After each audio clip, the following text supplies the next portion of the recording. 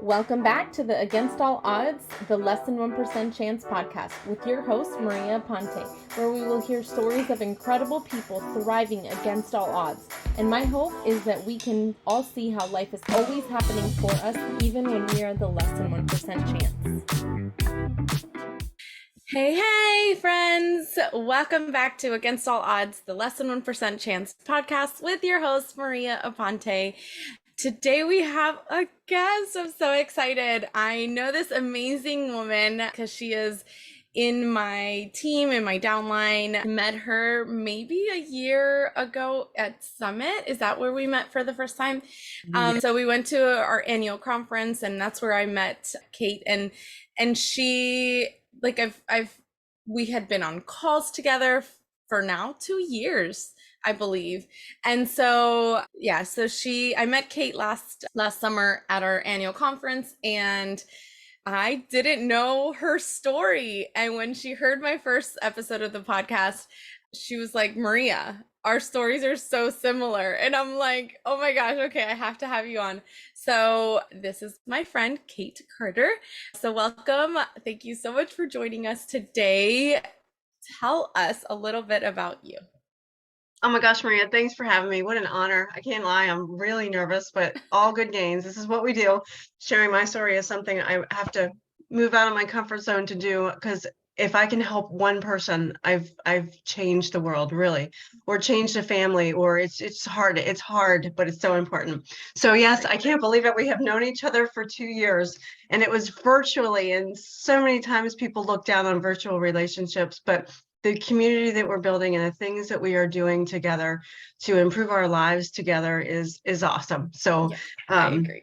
It's amazing. So yeah, I listened to your podcast and I was blown away. It started with, I was like, what's this 1% thing about? And I was like, holy smokes, that's me. I'm a 1%er. And now we'll talk later about my thing, but 1%, I'm in law enforcement.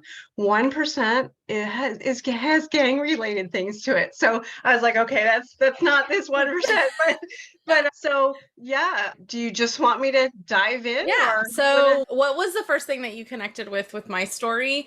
Because this blew my mind. I don't hear a ton of people come to me telling me, oh yeah, that I experienced that too. What was, from the beginning of your own journey, what was your birth story? Oh, yes, from the true very beginning. And of course, I'm a woman of faith, so it's God's hand in everything. And I was a 1%er before again, life happens for you, not to you. And it was nothing I had control over. My mom already had my older brother. She had a miscarriage, and then she was pregnant with me. And I was due in January, and on November 17th, she wasn't feeling so hot. She called the doctor. The doctor said, go right to the hospital. It sounds like labor, but we have to stop. We have to do everything we can do to stop it. It's way too early. That's at least 8 weeks early. And by the way, ma'am, you have 2 babies in there. So that's when my mom found out she was having twins. So again, technology was different 52 years ago. Oh my God, I'm 52. So I came that day, that next evening. My twin sister was born first.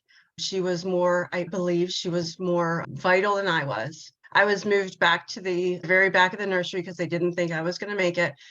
We would call today lethargic and focusing on breathing, whereas she was active and she was, a cute, tiny baby to show in the window.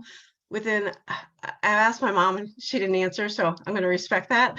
My sister died within the first day or so, and I continued to get better. The irony of it all was my mom always wanted a daughter named Kathleen. It was Kathleen and Colleen. And against the odds, or what medicine thought, I made it. And never thought both of us would make it, but that I made it was kind of backwards.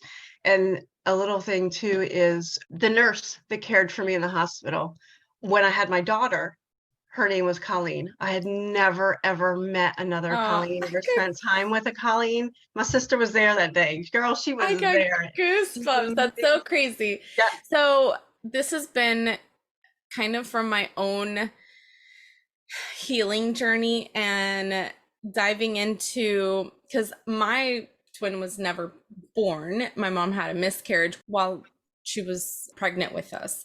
So we never knew what it was. We never knew any of that. However, I feel like I've gone through so many things in my life, and I wholeheartedly believe that my twin I have the strength of two because they gave their life for me and for me to survive, and I'm here and I'm so strong. And people sometimes are like, "Oh my God, I can't believe everything you've gone through." And I'm like, I mean, yeah. And it never really like dawned on me until I started kind of diving into like healing that part of me, because it was like a grief that I never really knew that I was dealing with, or I always felt like something was missing in my life. It's the craziest thing. I always felt like there was something missing that needed to be around. And when I started to kind of dig into that healing a little bit more, I truly feel that I am as strong as I am because my twin gave me their strength. So I think that's a good start to maybe understanding why you're so strong and why sometimes maybe go through some of the things that we do. It's because there was a bigger purpose. Yep. It's definitely a start to the grind, I guess I could say. And I definitely feel like I have another power, and I can only think that it's her with me. And it's uncanny. It's just Yeah, uncanny. it's so cool. It's so cool. All right, so fast forward a bit. How many kids do you have? I have 2 children of my own and 2 bonus children. That's awesome. I have three of my own and 3 bonus children. Yes. What other things, less than 1% chance, do you feel like you've gone through? So growing up, school was a struggle for me. It comes with being premature and learning disabilities and all the things. Everything was harder, but I didn't know any different. That was just how I was made, and that's how I thought growing up was. I guess always really positive, could always grind things out. Went to college. I majored in anthropology. How many girls do that? I didn't look that one up, but that one's got to be on the radar, okay? And so I didn't know it. I learned recently in our journey together on our team with the amazing Michael Folsom is my true dream that I never knew, that I just learned again, was that I wanted to be a mom and a wife. What was so wrong with that? I didn't Yeah. know what I wanted to do in college. I was just told this is what you do after high school. You go to college. I was lost. And then even after college, I met my college sweetheart, and we married, and we thought we did all the things right. You know, I made the decision with all the hard religious decisions that I wasn't going to be a statistic. I wasn't going to be divorced. We were going to live together first, and 2 beautiful children. My daughter was born, and she definitely puts me in the 1% category. When I was pregnant, I always was afraid of needles. Always, always, always. So I made up my mind, I'm going to do whatever I can do not to have that epidural. And my husband was on board, and we lived about 45 minutes from the hospital. And everything happened so normal. I passed my mucus plug. I'm like, this is it. This is it. Have a little bit of cramping. I was writing down the times I was having my contractions, all the things. Is she your oldest? She is my oldest and my first, so I didn't know a whole lot, Yeah. they never experienced it. That's kind of why I asked, because that's how I was with, like, okay, this was when I had the contraction. And like I'm rocking in the rocker in her nursery, and I'm like, this is cool, this is great. And then throughout the day, I'm like, wow, this is really hurting. Wow, I can't really put a sentence together. So my mom came into town like you do with your first baby, and we went to the hospital and they checked me. They're like, nah, maybe a centimeter. You need to go and have some lunch. And I'm like, let's keep it real, ladies. I'm not eating lunch because there might be something that needs to exit. So anyway, so I remember going to a restaurant, and I'm like having trouble letting everybody know around me that I'm in labor. So we walked around for about 2 hours and then went back to the hospital. They're like, nope, nothing. So went home, find another 45 minutes away, finally went. I was like, okay, I'll have a peanut butter and jelly sandwich. So I remember this like it was yesterday, and sent my mom home, sent my dad home because they were just watching me. It was driving me insane. So my husband and I went to bed. And I woke him up at 1 o'clock in the morning. I said, I know this is it. I know this is it. Promise me we're not coming home without a baby. And he's like, okay, if you're saying this, it's ready. So we went, and I remember going over railroad tracks, being in this insane pain and getting to the hospital. And I get there and they check me and they're like, you're 2 centimeters dilated. I'm like, no, I'm not. This baby's coming. I'm not. And they said, well, we can't do anything with you because you're not far enough along, but we understand you do live 45 minutes away. And they put me on a baby monitor in this triage room. I don't even remember what it was. My husband was in a traditional recliner and I was on a bed of some kind, but it wasn't really a hospital bed. And there was a bathroom just down the hall. I was like, babe, I think I need to go to the bathroom. So Oh, I know what that means. right. I called the nurse and she didn't come. So I was like, forget it. So I unhooked all this stuff. I'm not a good patient. And went to the bathroom and I just peed a little. And I was like, oh, okay, it's not the bathroom. And I laid back on the bed and I got this. I didn't even push. I don't know what it was. It was just a movement. And I told my husband, oh my God, get the nurse. Something's wrong. Something's laying between my legs.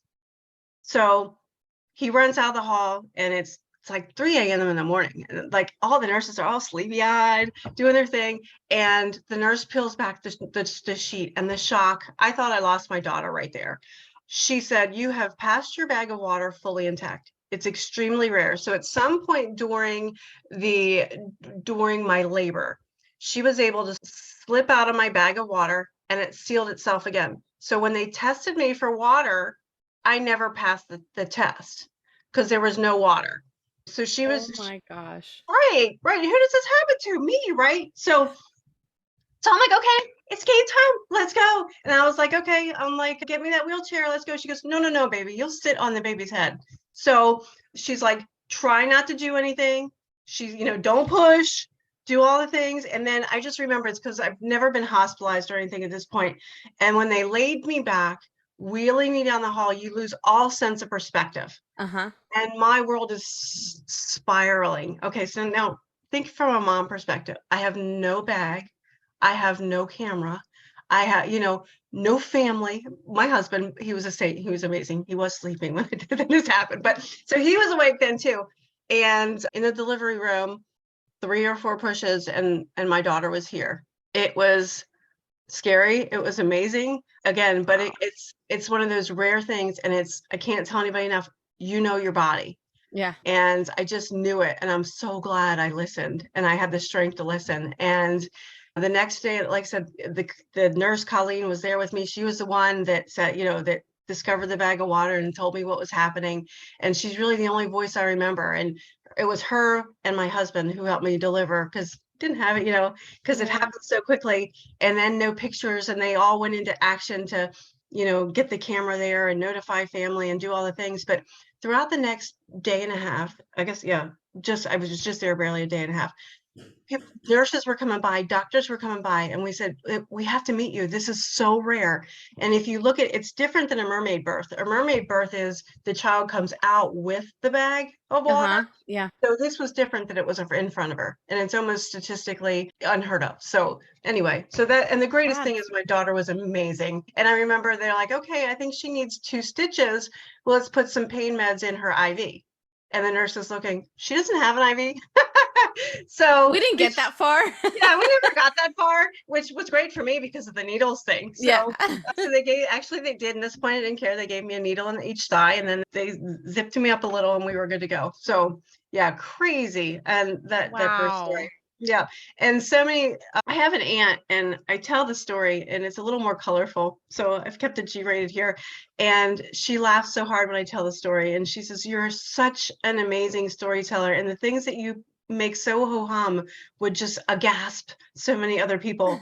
And I was like, keep it real. I mean, it's happening for you, not to you. It's all Yeah. good. It's all in the plan. You can let it bog you down, which other things I have, or you can just keep it moving. It's Yeah. exciting. It is. That is awesome. Wow, that's amazing. And I've never even heard of that. It is so crazy because you do know your body. And I remember like with my son was probably the one that shocked people the most was because my water had not broken and it was just like trickling out. I had to pee a lot. Yeah. And the triage room was packed. It was, I think, full moon. I don't know, but Yeah. it was packed. And my sister-in-law at the time, she worked at a dental office, so she came in scrubs, and she used that to her advantage and told Yeah. the nurse, "Hey, I just got off my shift. My sister-in-law's out here. Can we just get her back there just to get her checked?" And like I was All at truth. all truth in one way or the other. So I got back there, and with my son, I was 7 or 8 centimeters dilated in the Yeah. waiting room. True. The triage was like, I think like on maybe the 7th floor, and labor and delivery was on the 5th. So they had to get me into into the elevator.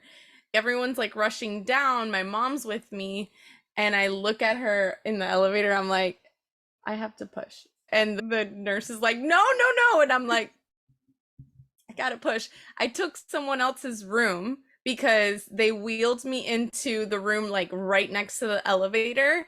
Uh-huh. And my doctor was a room away, but because the midwife comes in, I looked at her. I was like, I gotta push. And she's like, no, mommy, wait. I'm like, I'm pushing. Like, I don't know what to tell you. He's Yeah. coming. There's no way, wait. I can't wait. And he was like, photo finish here. And my ex-husband, their dad, like walks in as everyone is walking in as I am like pushing him out. And it was just the craziest thing. But yeah, you know your body. I said the same thing with my youngest. The nurse, I was very quiet. Like it was just my mom and my aunt there. And I told the nurse, I was like, I have to push. She's like, I just checked you. And I'm like, no, I have to push. And my aunt looks at her and she's like, I've been to all her births. Just listen to her. So she checks me and she's like, oh my God. The baby like plopped down on the bed and she's like, oh my gosh, all the paperwork that I have to do now. I'm like, I told you. Like, just listen. I didn't have any more after that. Yeah, because that's crazy. But so tell me, so past your daughter's birth and you had a son. Yes. So to sidebar that a little bit and to know your own strength in your body, my son was a different story. He's 19 now.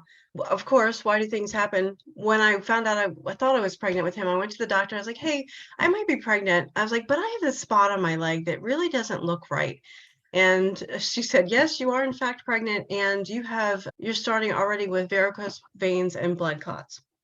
So it was a high risk pregnancy the whole time. And remember I said I didn't like needles? I had to give myself blood thinners every day in the belly. Oh my gosh. During my pregnancy. Yeah. So I got over my thing for needles. Yeah, quickly. I would imagine. It's just amazing. You just find this strength and you do what you do. I mean, I could complain and moan and whatever, and I just did it. I used a little ice cube.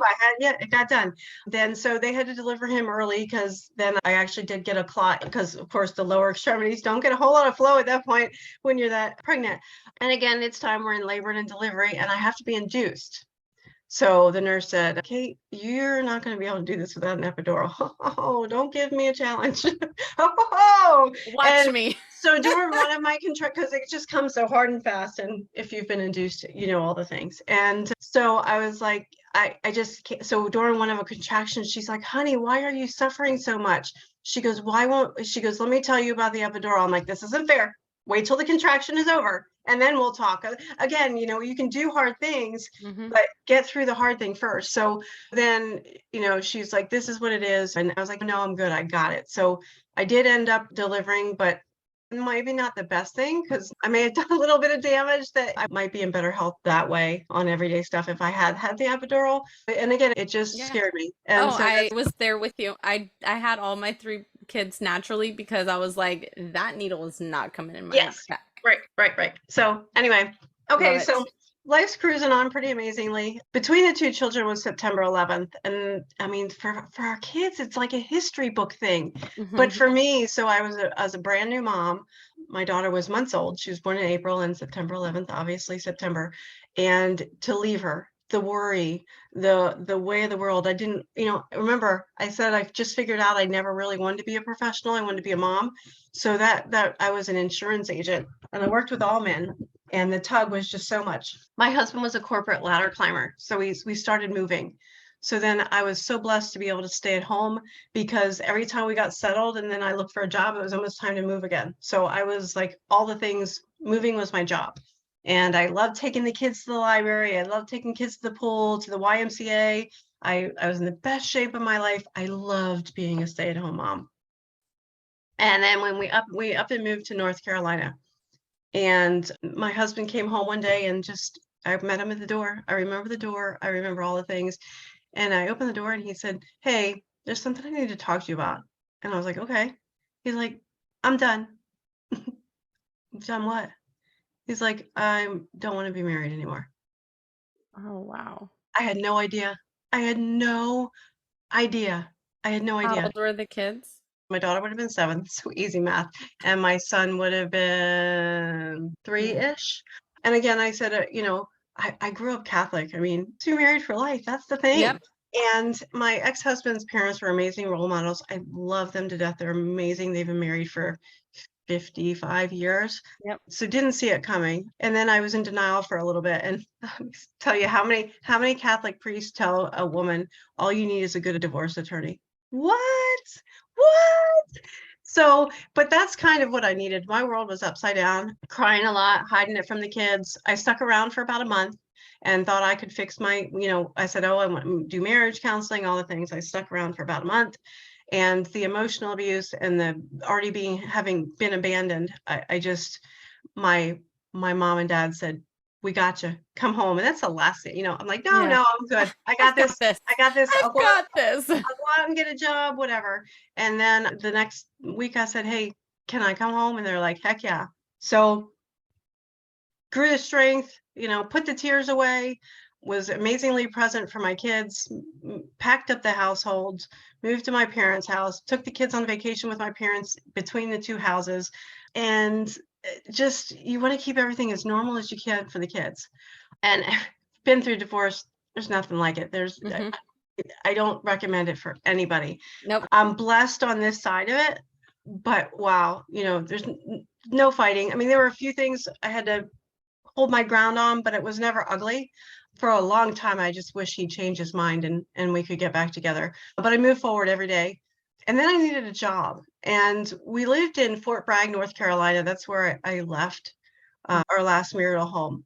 And the families there, the military families, the way they were serving, it called to me. I have 2 brothers that were in the military. My father was in the military, but I was too old. Yeah. How old were you at that time? 37. Okay. So I took my kids to the bus stop. The neighbors at my parents' place were amazingly welcoming. But anyway, she said, "Hey, have you ever thought about law enforcement?" And I'm like, "I'm a rule follower." And she goes, "And you're crazy fit." And I said, "Yeah." And I said, and she goes, "The benefits are amazing, blah, blah, blah." So what does every 37-year-old single female with 2 young children do? They go to the police academy. What percentage is that? Again, I looked it up, can't find one. Okay. And every day at the police academy is 3 attempts and you're out. So I'm a deputy sheriff, and I met a deputy during my training, and he said to me, "What's your plan B?" And I thought, wow, what's my plan B? I'm like, I don't have one. There's only success in this for me. So every day was just so scary. The team of trainers was amazing. I remember missing my kids so bad. I missed the first day of kindergarten. I couldn't say, "Hey, I can't make the police academy today. I got to put my kid on the bus." That stays with me. But my parents were amazing. They put him on the bus. Again, it's what you have to do to grind it out. That's probably one of my sorest spots. But I also remember evenings with him reading a book before bed, after coming home from training. And then I was in the 56th session, and our goal was always to do push-ups for as many sessions as you were. So 56 push-ups. And he would sit on the bed and he would count, and he would go, "Go, mommy, go, mommy, go, mommy." And it's just, what mom gets to do that? when they were at my graduation and they got to run around the gym and do the obstacle course. Just amazing. That's Yeah. incredible. That's How many? I'm incredible. still a mom first, and Yeah. law enforcement is what I do. It's not who I am. That's a lot of people, it's in them thick and thin. So fast forward when all the terrible things happen in law enforcement, we have to make really tough decisions really quickly. My family knows that I'm probably not going to make that last decision quick enough. Somebody's going to kill me before I am able to do that to them. I understand that. I'm going to do everything I do to can do to keep people safe around me, but it's taking a human life. So when everybody makes these blanket statements about law enforcement this, law enforcement that, I'm a mother first. I'm Yeah. a community member first. I did this to serve myself for my family, but because I love to serve people. And my favorite thing is I'm a nationally certified car seat technician. You wouldn't think of that as law enforcement, but it's about keeping littles safe. Yeah. I love to serve the community in that way. My life got really dark after the police academy because I was angry. I wanted to be with my kids. I didn't even know that until a couple of years ago. I was grinding it out. I was praying. I kept apologizing to the Lord. I've messed up this life that you gave me. You gave me this precious marriage and I blew it. You gave me these precious children and I'm not present. I hate this job that I'm doing. It's scary. It's keeping me away from my family. And then again, I went to church and I can't make this up. I went into the confessional. If anybody knows about being Catholic, I'm sorry, God. I'm sorry, Lord, for missing church every other week, but I have to work. I'm on shift work. And the priest says through the wall, maybe you need to find a new job. Would he ever say that to a male voice that's providing for his family? No. So that spiraled my faith. We'll sidebar that. I don't really want to talk about that. So then really hard things started happening. My husband, I now have a wonderful husband. His ex-wife struggles with substance abuse, and my ex-husband and I, we are the one percenters. We get along fabulously. It takes a tribe.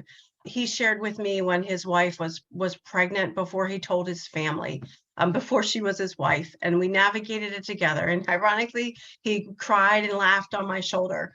We always said we were going to teach classes, and a lot of people have to go to classes for divorce. We could do it. Yeah. So I'm so proud of that. And it's a great a model for our children. And in fact, our children struggled for a while. Why aren't you guys together? Because we got along so well. Yeah. But that's a good front to have. My stepchildren were in a very difficult spot. I wanted to be home. I was trying to, what I felt like was save my stepchildren, trying to fix it. Again, I'm trying to be vague to respect their privacy and their moms. And it consumed me. It made me scared. It made me angry. A legal battle ensued. And then we lost our stepchildren. They went and lived with their mom. Yeah. And every day I went to work, I just couldn't stand it. I was in a police cruiser and trying to figure out how to pay for college. And my second marriage was failing. I remember the Jersey wall. I remember all the things. And I said, I just want to drive into this wall. I blew this life that God gave me. I know my salvation depends on not committing suicide, and I don't care. The pain is too great. My kids will get my benefits. I'm worth more to them dead than I am alive. It was such a dark and scary place because my salvation always kept me alive, that no, I have to serve the Lord. I have to do what's best, whatever. But it was so dark. A couple of weeks later, I've never told this story. I sat on the side of my bed with my service weapon and I said, my husband's law enforcement. He can handle this. He can take care of my body, and he's a great person to take care of my children. And he made the decision with me to not get help. And anybody, if you have mental health issues, I'm not telling you to not get help. Get help. It was just for me, and that's what's wrong with law enforcement. You can lose your job. So it's something I couldn't risk. I battled through a couple of weeks and it was tough. And I just decided, no, I'm going to take back this life that God gave me and I'm going to do with what I have left with it. And I'm not going to take misery as an option. And here I am. I mean, this life is so amazing. The only regret I have is the community that we have together of making women's lives better. that I didn't do it sooner when I was home alone with the kids. And I can't unring that bell. And so much of the training is do it for you. It makes you a better mom.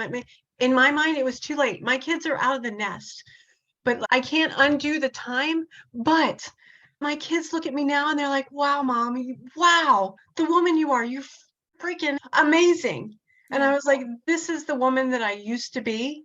And I have to teach other women to get here. If they slip down to that dark place that I was, I love my job in law enforcement now, but still, it's still just a job because Exactly. I still love my family the most. And I'm more passionate about my job serving women and changing lives than I am that. And I'm looking forward to retirement. My husband retires. He grinded it out with me. Oh my God, blessings when you just so committed to a relationship and love. And we are at an amazing point. I've paid for my kids' colleges. I've done all the things. I don't know if you want me to babble on more about what happened to me last April. Yeah, I actually would love to hear that because I felt like I was there through the steps of everything. And every time I'm like, oh my gosh, this woman with her strength, it's so amazing. So, yes, absolutely. Tell us a little bit about what happened last April, right? Okay. So I said I'd never been hospitalized And having babies.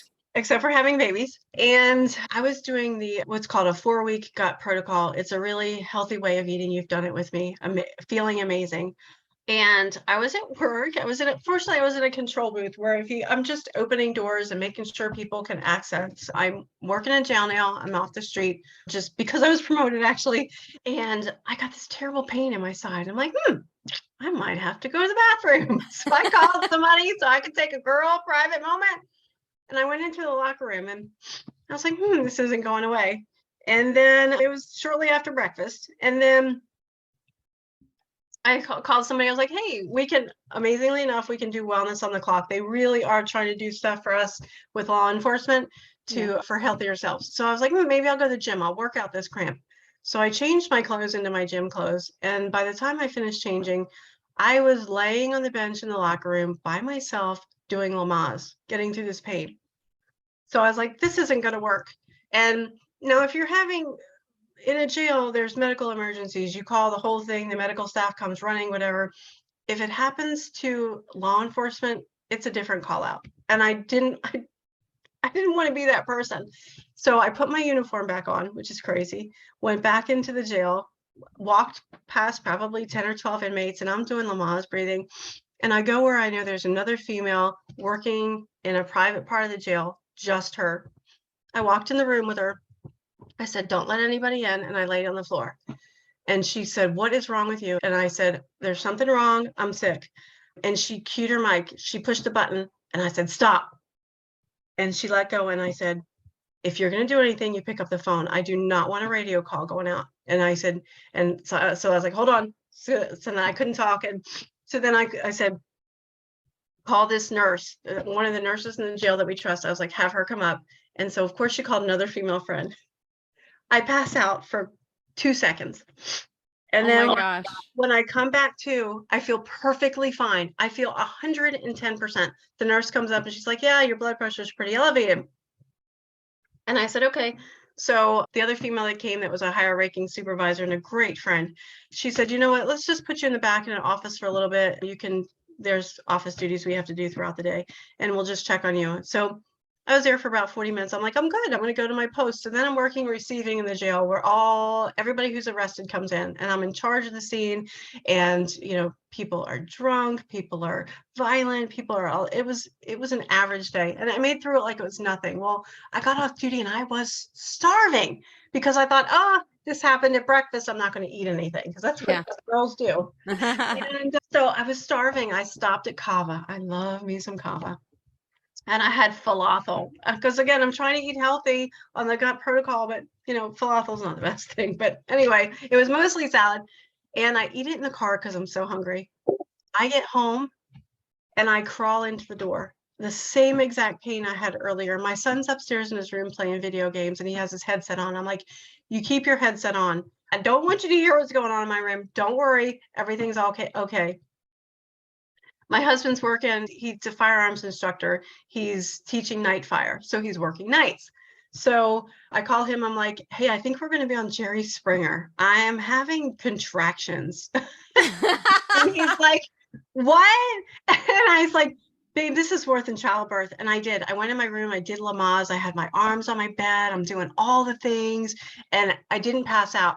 But I told him, he's like, hey, look, do I need to come home? Oh, no, I got this. So I said, but I'm never eating another thing until I see a doctor. He's like, okay. So then he's like, well, let me stop on my way home. He got me, bless his heart, because he thought we were going to fix this. He got me a laxative. And they didn't do a darn thing. So next morning he goes to work. I'm like, it's good. Don't worry about it. I'll go to the doctor. We'll see what we have. I had a physical therapy appointment for a rough shoulder, and he prescribed medications. I was like, you know what? I'm not feeling great today. I'm going to my doctor now. I'm not going to take it. Went to my doctor's office. I'd already called her and said, okay, well, we can see you at 11. And I said, okay. So it was 8 o'clock. I was on the doorstep. So the doctor came out to the waiting room and she goes, Kate, what's going on? Get back here. So amazing that I have a good primary care physician. And so she examined me and she's like, girl, I think this is your gallbladder. I'm going to send you for an MRI. I'm like, okay. I was like, she goes, have you had any issues? I'm like, no, I feel perfect. It's great. This is just a thing. And she says, okay, you'll have an MRI at 3 o'clock. Well, I knew something was really wrong because I wasn't eating. And it was just like childbirth, like that nesting thing. I went and looked at some furniture that I wanted to have and walked around the store and stayed busy because I knew. And so I went to the MRI at 3 o'clock, and they're not supposed to tell you anything. She's doing it was the ultrasound. And she's doing the ultrasound and she's quiet. And she's spending a lot of time and making a lot of notes. And I can tell it's not like check. And I was like, so you can't tell me anything? And she goes, no, I can't. And I said, and I know it's not good. And she goes, and I'm not going to tell you anything. She goes, but you'll hear from your doctor really soon. So you know how that goes to the doctor. Checks in the mail.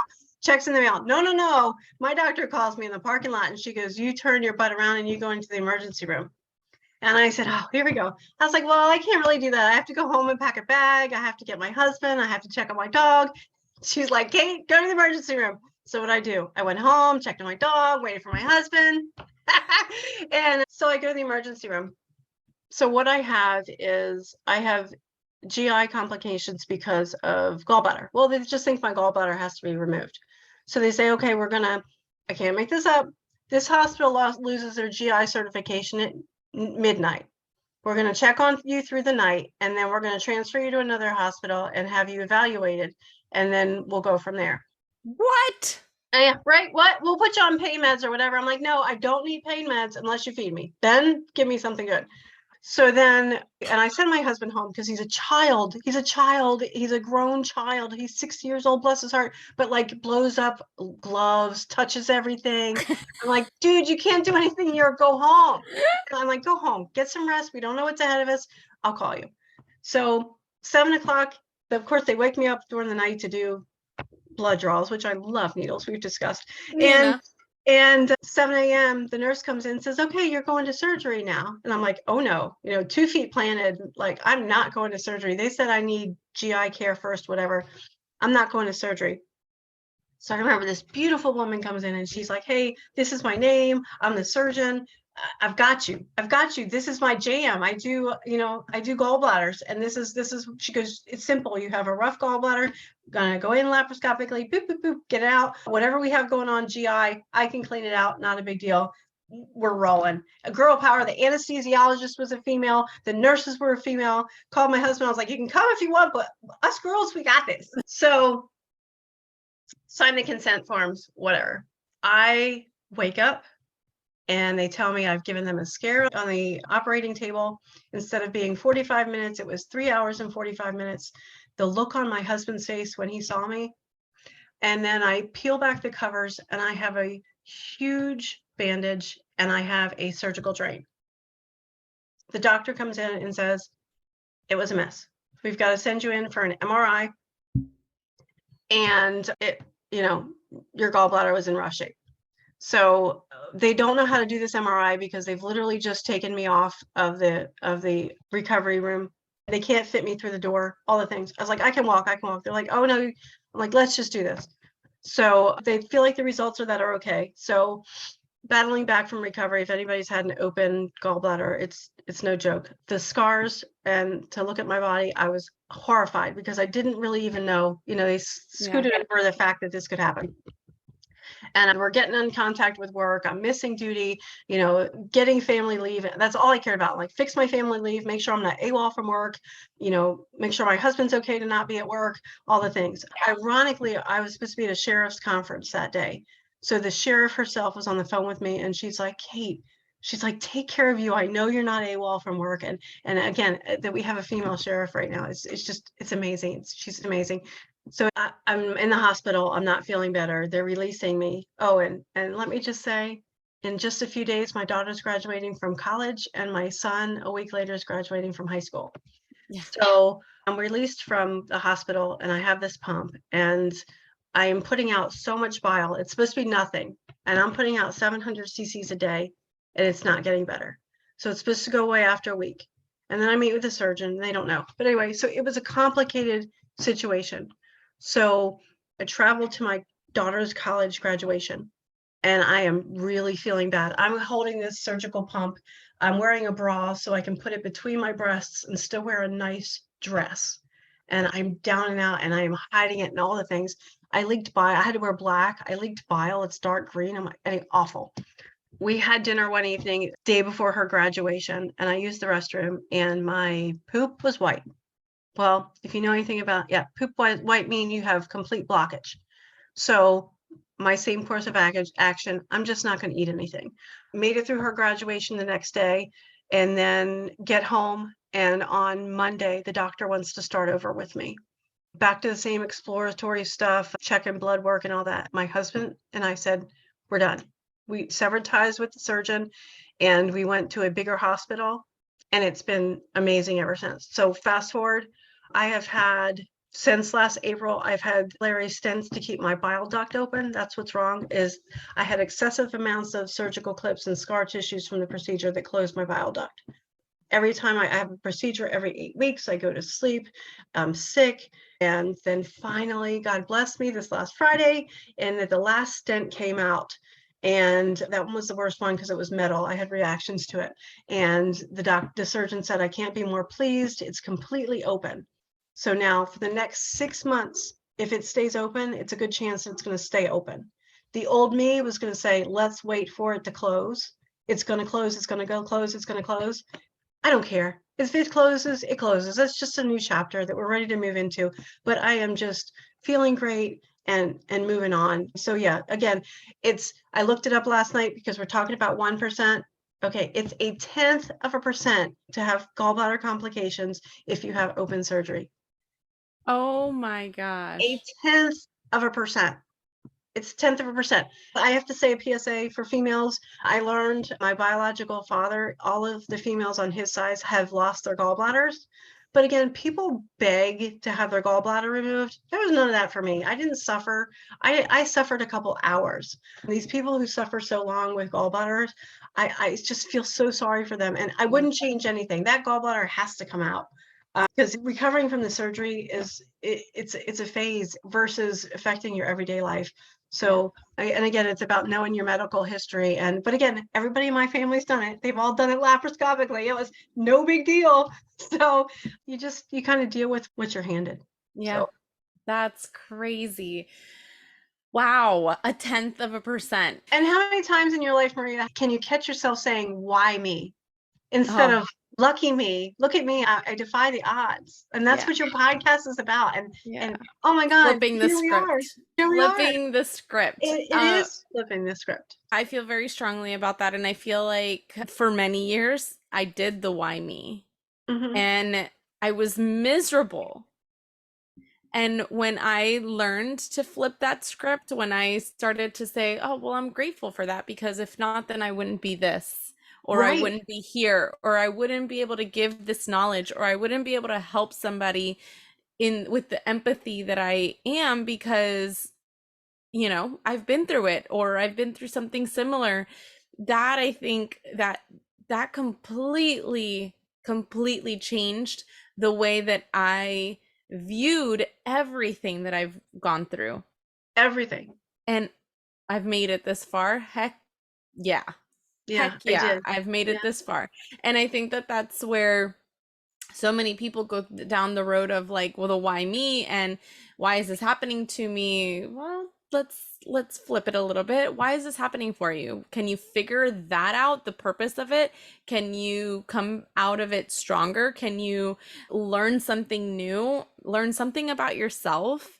All of that is just, it's resiliency, right? So thank you so much. You are a great storyteller.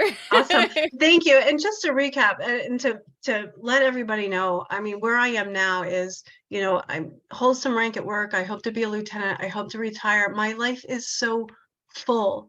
And I still struggle with the stigma of suicide. And I totally believe in all my heart with people who have committed suicide, they're not in their right minds. They couldn't do anything else. They did the only thing that they could do. And it's not anybody they left behind, but what was inside of them. And it's such a dark thing. And anybody get help, whatever help looks like for Yeah. you. I mean, for me, it was this community. It was learning to. I've spent a decade of my life not growing and developing and going stronger. And now it's so opposite. So I just want to say that to anybody who's listening. You can do anything, and it's just finding the resources to get you where you need to be. And Yeah. Maria, we are where we are now, helping women. It's right where we need to be. Bless you for doing this, and thank you so much for having me. Oh, thank you so much for coming on. Yeah, I agree.